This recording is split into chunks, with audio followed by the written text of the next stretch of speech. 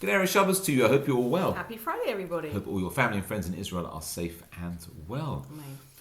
And Mazel Tov this week. Mazel Tov. Mazel Tov to Judith and Andrew Flax on Rachel's Bat Mitzvah. Mazel Tov. Mazel Tov to Melissa and Dean Kaplan on the birth of a son. Mazel Tov. Mazel Tov to Susan and Stephen Kaplan on the birth of a grandson. Mazel Tov. And Mazel Tov to Harriet and Daniel Lippman on the birth of a daughter. Mazel Tov. And to anyone who has a birthday, anniversary, or any other simcha in the coming week. Mazel Tov. We wish refuah shlema to anyone who's unwell.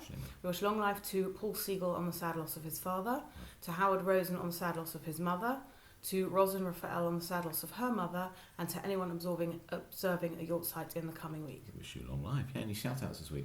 Yeah, the Hebrew reading crash course. Oh, the graduates. They were fantastic. It went from not reading at all from 4 weeks, being able to read Hebrew. So fantastic. And anyone who wants to be able to read Hebrew in time for their Pesach Seder, look out for the next course starting very, very soon. Ooh. So well done to them and everyone else involved.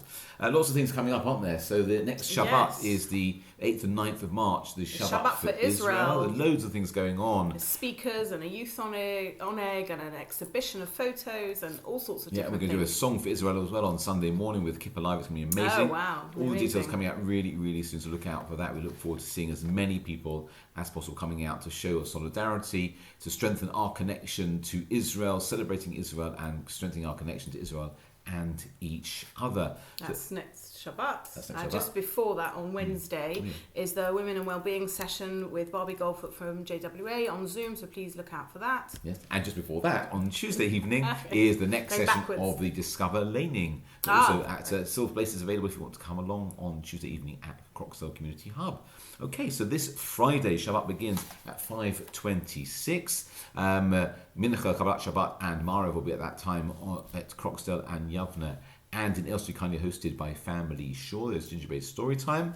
Shabbat for the early birds. Hashkama is at 8 o'clock. Shacharit at Croxdale is at 9:30. At Yavne at 9:15. We're very excited this week that at the Croxdale Community Hub, we're starting a brand new family service. That's at 10:45. That's with children's participation, primary school children's participation, together with their parents. I'm hoping to be there as well. And there's going to be a special kiddush as well. It's really BES at its best, with inspiration that inspires. So please come along. You know, the families that double together stay together. The community that doubles together stays together. So please come along for that. Mincha will follow Kiddush. There's BA back again this week at 3:30 to 5:15. And also they've asked, please book for their Shabbat Ha'egun, which is on the 29th and 31st of March. Before that, look out for things coming out for Purim. There's a packed schedule. Loads going on for Purim. Yeah, that's coming out very, very soon. We're doing everything in the wrong order this week. We are. Well, that's Purim, isn't it? Everything turned upside down. I'll be giving a shir at 6:15 on Shabbat, this Shabbat. And Maariv and Motzi Shabbos ends at 6:29. It's just a quick